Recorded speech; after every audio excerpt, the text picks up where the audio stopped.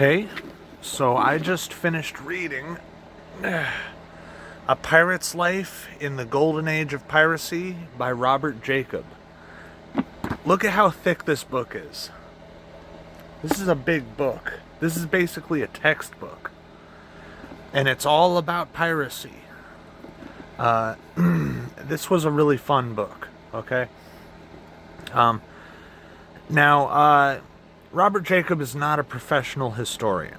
However, he is a professional reenactor. And his methodology is professional. What he does is he takes as many sources as possible and he synthesizes them. He even critiques the sources that he uses.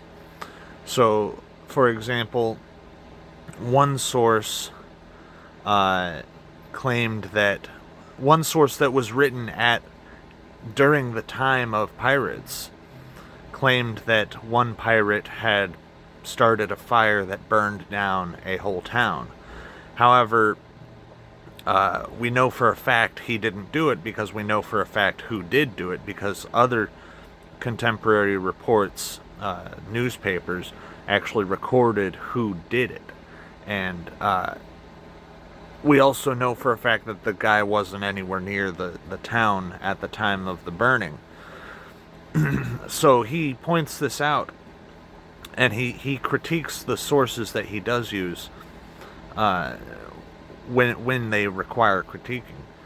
Now, this book covers the lifetimes of several pirates, several famous pirates.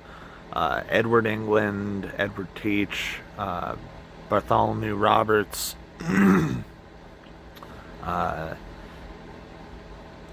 some others.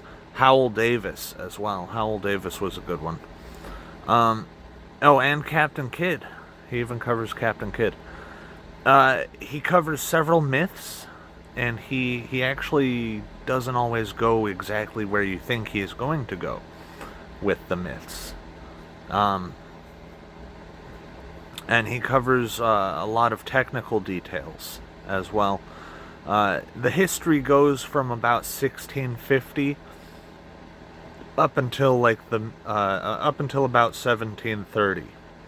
So it's about 80 years of history that he covers, and it's very thorough. It's very thorough. He has a section. The last section, the last several chapters, are just discussing what kinds of things existed at the time. For example, what kinds of clothes would have been worn by people. And not just by pirates, but by everyone. What kind of clothes were popular? What kind of clothes did the military wear? What kind of clothes, and then of course what kind of clothes would we expect pirates to be wearing? And actually, it's interesting, he uses a personal anecdote in order to defend something. He said that he stopped wearing a sash with a belt when he learned that there was no historical documentation for pirates wearing a sash with a belt.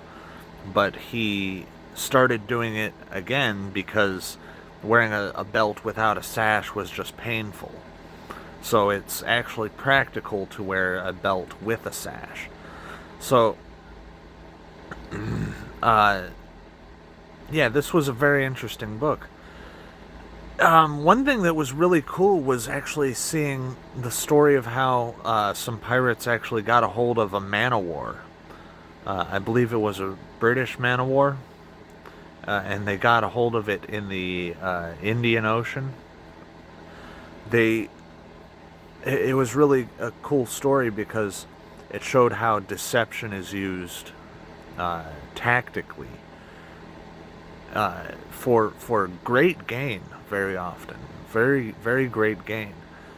So yeah, this was a very good book. I was looking forward to reading this book for a while, and I finally read it, and I enjoyed it greatly. It is 458 pages long. It is a full blown textbook on piracy. So if you are going to read that book, be prepared. It is a long one. Thank you for watching. Peace.